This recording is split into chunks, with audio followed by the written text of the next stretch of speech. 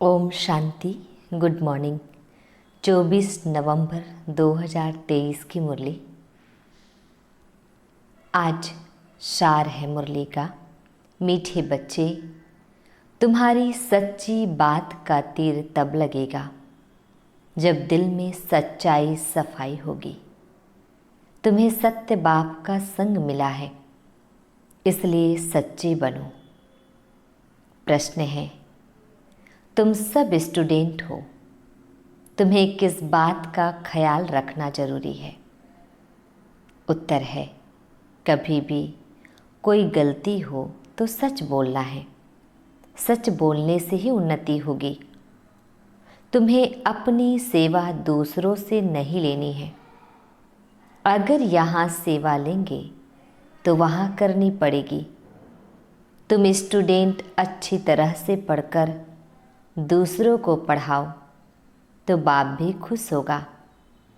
बाप प्यार का सागर है। उनका प्यार ही यह है जो तुम बच्चों को पढ़ाकर ऊंच मर्तबा दिलाते हैं। गीत है, किसने यह सब खेल रचाया। ओम शांति। आजकल समाचार आते हैं कि हम गीता जयंती मना रहे हैं। अब गीता को जन्म किसने दिया है, यह है टॉपिक। जयंती कहते हैं तो जरूर जन्म भी हुआ ना। उनको जब कहते हैं श्रीमद् भगवद गीता जयंती तो जरूर उनको जन्म देने वाला भी चाहिए ना। सब कहते हैं श्री कृष्ण भगवान उवाच, तो फिर श्री कृष्ण पहले आता, गीता पीछे हो जाती। अब गीता का रचयिता जरूर चाहिए। अगर श्री कृष्ण को कहते तो पहले श्री कृष्ण, पीछे गीता आनी चाहिए। परंतु श्री कृष्ण छोटा बच्चा था, वह गीता सुना न सके। यह सिद्ध करना होगा कि गीता को जन्म देने वाला कौन। यह है गुह्य बात। श्री कृष्ण तो माता के गर्भ से जन्म लेता है। वह तो सतयुग का प्रिंस है। उसने स्वयं प्रिंस का पद पाया है गीता द्वारा राजयोग सीखकर। अब गीता को जन्म देने वाला कौन? परम पिता परमात्मा शिव या श्री कृष्ण? श्री कृष्ण को वास्तव में त्रिलोकीनाथ, त्रिकालदर्शी भी नहीं कह सकते हैं। त्रिलोकीनाथ, त्रिकालदर्शी एक को ही कहेंगे। त्रिलोकीनाथ माना तीनों लोकों पर राज्य करते हैं। मूल, सूक्ष्म, स्थूल, इन तीनों को कहा जाता है त्रिलोकी। इनको जानने वाला त्रिलोकीनाथ, त्रिकालदर्शी परम पिता परमात्मा शिव है। यह महिमा उनकी है, न कि श्री कृष्ण की। श्री कृष्ण की महिमा है 16 कला संपूर्ण, सर्वगुण संपन्न। उनकी भेंट करते हैं चंद्रमा से। परमात्मा की भेंट चंद्रमा से नहीं करेंगे। उनका कर्तव्य ही अलग है। वह है गीता को जन्म देने वाला रचयिता। गीता के ज्ञान व राजयोग से ही देवताएं क्रिएट होते हैं। मनुष्य को देवता बनाने के लिए बाप को आकर नॉलेज देनी पड़ती है। अब यह समझाने देने वाले बड़े ही होशियार ब्रह्मा कुमार कुमारियाँ चाहिए। सभी एक जैसा समझा नहीं सकते। बच्चियाँ भी तो सब नंबरवार है।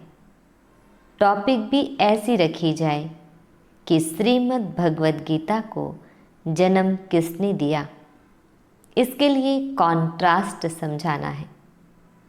भगवान तो एक ही है, परम पिता परमात्मा शिव। उस ज्ञान सागर द्वारा ज्ञान सुनकर श्री कृष्ण ने यह पद पाया था। सहज राजयोग से यह पद कैसे पाया, यह समझाने देनी पड़े। ब्रह्मा द्वारा ही पहले बाप ब्राह्मण रचते हैं। सभी वेदों शास्त्रों का सार सुनाते हैं। ब्रह्मा के साथ ब्रह्मा मुख वंशावली भी चाहिए। ब्रह्मा को ही त्रिकालदर्शी पने का ज्ञान मिलता है। त्रिलोकी अर्थात तीनों लोकों का भी ज्ञान मिलता है। तीनों काल आदि मध्य अंत को मिलाकर कहा जाता है और तीनों लोक अर्थात मूल सूक्ष्म स्थूल वतन। यह अक्षर याद करने हैं।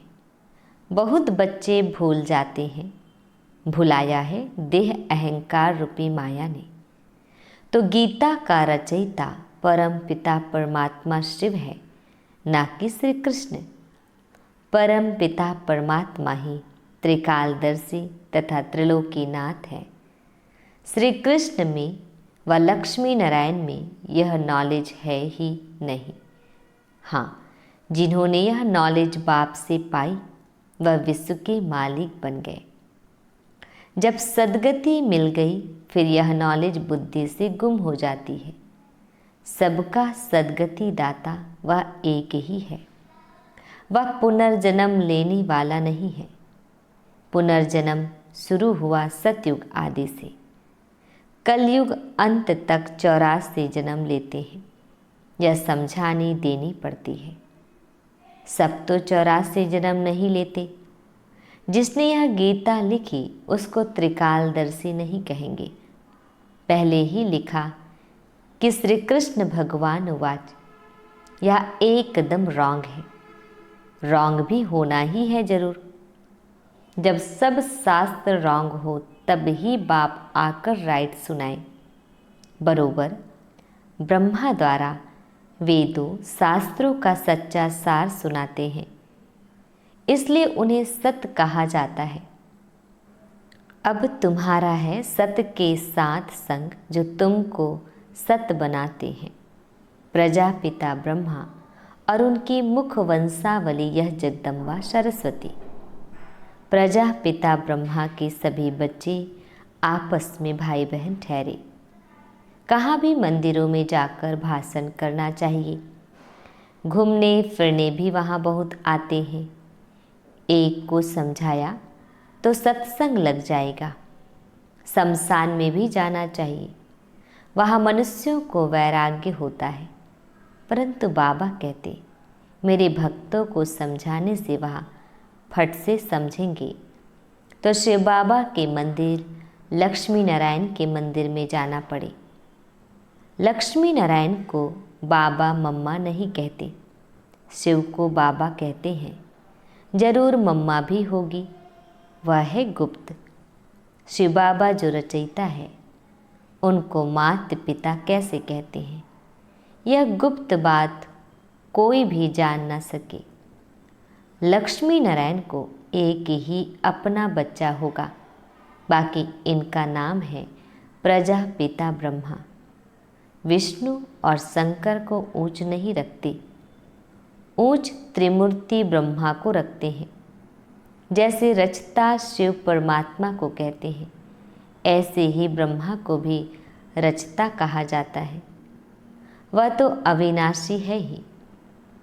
रचता अक्षर कहेंगे तो पूछेंगे कैसे रचा। वह तो रचता है ही। बाकी रचना होती है ब्रह्मा द्वारा। अब ब्रह्मा द्वारा परमात्मा सब आत्माओं को सृष्टि के आदि मध्य अंत का नॉलेज देते हैं। वेद शास्त्र आदि सब है भक्ति मार्ग की सामग्री। भक्ति मार्ग आधा कल्प चलता है। यह है ज्ञान कान। जब भक्ति मार्ग पूरा होता है तब सब पतित तमो प्रधान बन जाते हैं। तब मैं बाप आता हूँ। पहले सतो प्रधान से सतो रजो तमो में आते हैं। ऊपर से जो पवित्र आत्माएं आती हैं उन्होंने कोई ऐसा कर्म नहीं किया है जो उनको दुख भोगना पड़े। क्राइस्ट के लिए कहते हैं उनको क्रॉस पर चढ़ाया, परंतु यह तो हो ना सके। नई आत्मा जो धर्म स्थापन करने अर्थ आती है, उनको दुख मिल नहीं सकता, क्योंकि वह तो कर्मातीत अवस्था वाला मैसेंजर धर्म स्थापन करने आया। लड़ाई में भी जब कोई मैसेंजर भेजते हैं तो वह सफ़ेद झंडी ले आते हैं, जिससे वे लोग समझ जाते कि यह कोई मैसेज ले आया है, उनको कोई तकलीफ़ नहीं देते हैं। तो मैसेंजर जो आते हैं उनको कोई क्रॉस पर चढ़ा न सके। दुख आत्मा ही भोगती है, आत्मा निर्लेप नहीं है, यह लिखना चाहिए। आत्मा को निर्लेप कहना रॉन्ग है। यह किसने कहा? शिव भगवान वाच। यह पॉइंट तुमको नोट करनी चाहिए। लिखने के लिए बड़ी ही विशाल बुद्धि चाहिए। समझो, प्रदर्शनी में क्रिश्चियन लोग आते हैं तो उनको भी बता सकते हैं कि क्राइस्ट की सोल को क्रॉस पर नहीं चढ़ाया गया, बाकी जिसमें उसने प्रवेश किया उस आत्मा को दुख हुआ। तो ऐसी बातें सुनकर वंडर खाएंगे। उस पवित्र आत्मा ने आकर धर्म स्थापन किया। गॉड फादर के डायरेक्शन अनुसार यह भी ड्रामा को भी कई लोग समझते हैं, परंतु उसके आदि मध्य अंत को नहीं जानते। ऐसी ऐसी बातें सुन वह लोग कुछ समझने की कोशिश करते हैं। कृष्ण को भी कोई गाली दे ना सके। बरोबर गालियाँ अभी ही मिल रही है। किसको? शिव बाबा को नहीं, इस साकार को। टीचर तो बाबा है, प्योर सोल, और यह है इम्प्योर, जो प्योर बन रहा है। जो समझ गए हैं वह बीत बीत नहीं करेंगे, नहीं तो समझेंगे कि यह तो सिखाया हुआ है। फिर वह बात कोई को जचती नहीं, तीर नहीं लगता। सच्चाई सफाई बहुत चाहिए। जो खुद विकारी होगा वह औरों को कहे काम महाशत्रु है तो तीर लग नहीं सकता। जैसे पंडित का मिसाल राम राम कहने से नदी व सागर पार कर जाएंगे। यह अभी की बात है। शिव बाबा कहते हैं, मुझे याद करने से तुम इस विषय सागर से पार हो जाएंगे। कौन सा सागर? यह पंडित नहीं जानते। विद्यालय से शिवालय में चले जाएंगे। बड़ी अच्छी रीति से श्रीमत पर चलना है। कहते हैं ना कि बाबा चाहे प्यार करो चाहे ठुकराओ। यहाँ तो सिर्फ समझानी दी जाती है तो भी कई मुर्दे बन जाते हैं। बच्चों को तो लिखना पढ़ना पड़ता है। बाप प्यार का सागर है, अर्थात पढ़ाकर ऊंच मर्तबा दिलाते हैं। यही प्यार है। बाप जब पढ़ाता है तो पढ़कर औरों को भी पढ़ाना है। बाप को खुश करना है। बाप की सर्विस में तत्पर रहना है। बाप की यही सर्विस है कि अपने तन मन धन से भारत की सच्ची सेवा करो। तुम्हें तो बुलंद आवाज़ से समझाना चाहिए। सभी नंबरवार है, राजधानी में भी नंबरवार होंगे। टीचर समझ जाते हैं कि यह दैवी राजधानी में क्या नंबर लेंगे। सर्विस से समझ सकते हैं कौन कौन मुख्य बनेंगे। खुद भी समझते हैं कि हम बाबा मम्मा जितनी सर्विस नहीं करते तो दास दासिया बनना पड़ेगा। आगे चलकर तुम सबको सारा ही मालूम पड़ेगा। हम श्रीमत पर ना चले, सब क्लियर हो जाएगा। तुम बच्चे इस समय स्टूडेंट हो। इस समय तुम अपनी दासियाँ बनाएंगे तो खुद भी दासी बनना पड़ेगा। यहाँ महारानी बनना देह अभिमान है। सच कहना चाहिए कि बाबा यह भूल हुई। अभी संपूर्ण तो सभी बने नहीं हैं। इम्तिहान में जब नापास होते हैं तो शर्माते भी हैं। बाबा का रात्रि में ख्याल चला कि मनुष्य 21 जन्म कहते गायन भी करते। अभी यह ईश्वरीय जन्म एक अलग है। 8 जन्म सतयुग में, 12 जन्म त्रेता में। 21 जन्म द्वापर में, 42 जन्म कलयुग में। यह तुम्हारा ईश्वरीय जन्म सबसे ऊंच जन्म है जो एडॉप्टेड है। तुम ब्राह्मणों का ही यह सौभाग्यशाली जन्म है। अच्छा, मीठे मीठे शिकिल्दे बच्चों प्रति माता पिता बाप दादा का याद प्यार और गुड मॉर्निंग। रूहानी बाप की रूहानी बच्चों को नमस्ते। हम रूहानी बच्चों की रूहानी बाप दादाजी को याद प्यार गुड मॉर्निंग और नमस्ते नमस्ते नमस्ते। शुक्रिया मीठे प्यारे बाबा। धारणा के लिए मुख्य सार है, फर्स्ट पॉइंट है, प्यार के सागर बाप के प्यार का रिटर्न करना है। अच्छी तरह पढ़कर फिर पढ़ाना है, श्रीमत पर चलना है।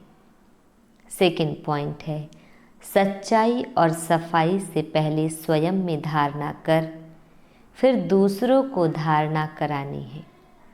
एक बाप के संग में रहना है। वरदान है, निमित्त आत्माओं के डायरेक्शन के महत्व को जान पापों से मुक्त होने वाले सेंसिबल भव। डिटेल है, जो सेंसिबल बच्चे हैं वो कभी यह नहीं सोचते कि यह निमित्त आत्माएं जो डायरेक्शन दे रही है शायद कोई के कहने से कह रही है। निमित्त बनी हुई आत्माओं के प्रति कभी यह व्यर्थ संकल्प नहीं उठाने चाहिए मानो कोई ऐसा फैसला भी दे देते हैं जो आपको ठीक नहीं लगता है, लेकिन आप उसमें जिम्मेवार नहीं हो। आपका पाप नहीं बनेगा, क्योंकि जिसने इन्हें निमित्त बनाया है वह बाप पाप को भी बदल लेगा। यह गुप्त रहस्य, गुप्त मशीनरी है।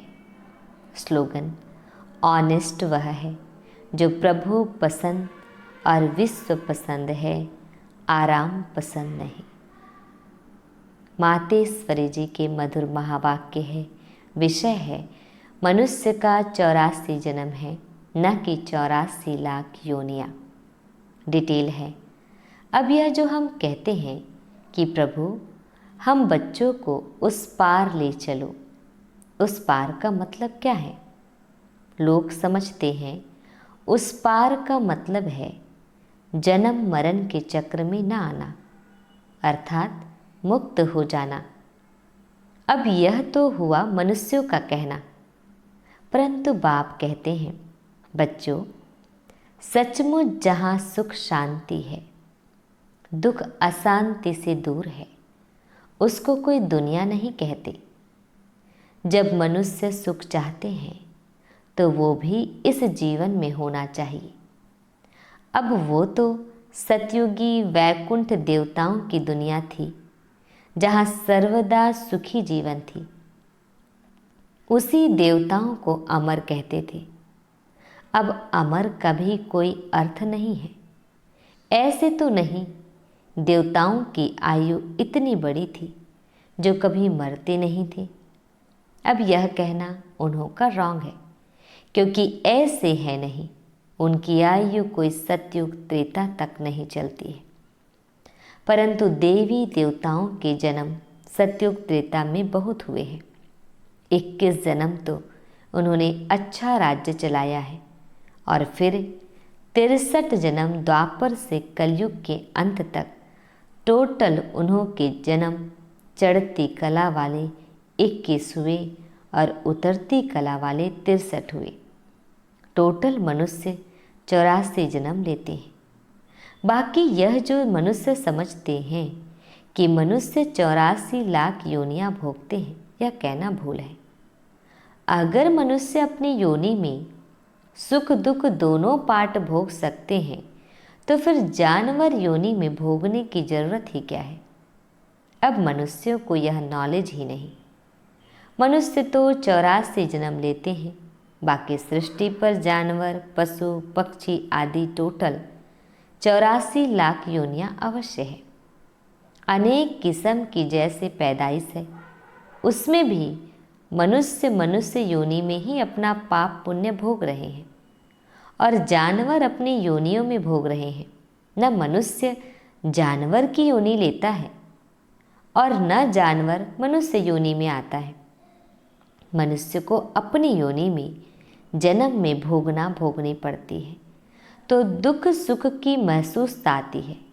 ऐसे ही जानवर को भी अपनी योनि में सुख दुख भोगना है, मगर उन्हों में यह बुद्धि नहीं कि यह भोगना किस कर्म से हुई है। उन्हों की भोगना को भी मनुष्य फील करता है क्योंकि मनुष्य है बुद्धिवान। बाकी ऐसे नहीं, मनुष्य कोई 84 लाख योनियाँ भोगते हैं। जैसे देखो, गुरु नानक साहब ने ऐसे महावाक्य उच्चारण किए हैं, अंत काल में जो पुत्र सिमरे, ऐसी चिंता में जो मरे, सुअर की योनि में वल वल उतरे। परंतु इस कहने का मतलब यह नहीं है कि मनुष्य कोई सुकर की योनि लेता है, परंतु सुकर का मतलब यह है कि मनुष्यों का कार्य भी ऐसा होता है जैसे जानवरों का कार्य होता है। बाकी ऐसे नहीं कि मनुष्य कोई जानवर बनते हैं। अब यह तो मनुष्यों को डराने के लिए शिक्षा देते हैं, तो अपने कोई संगम समय पर अपने जीवन को पलटाए पापात्मा से पुण्यात्मा बनना है। अच्छा, ओम शांति।